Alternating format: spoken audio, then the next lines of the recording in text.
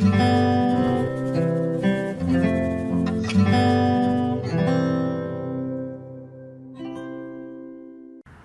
this one here is on solving an algebraic equation.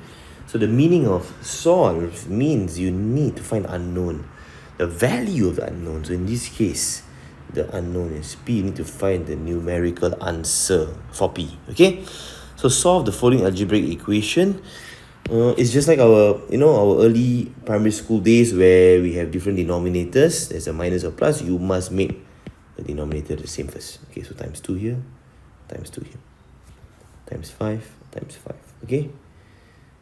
Nice. Now, so the top here, you got to times everything by 2. So 4p minus 2 everything over 10 minus everything here times 5. So 20 minus 25p everything over 10, and this is equals to 4.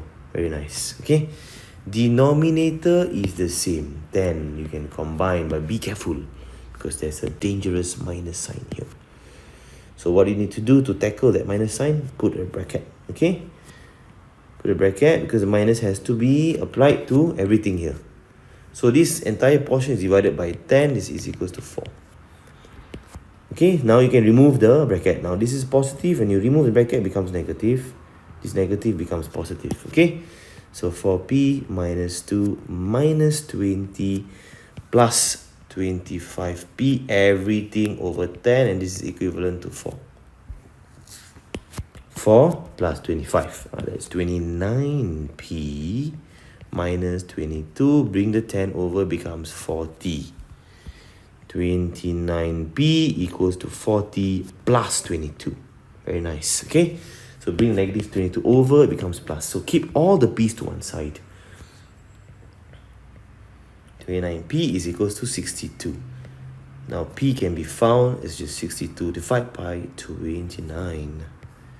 P is equals to, okay, change this into a mixed number.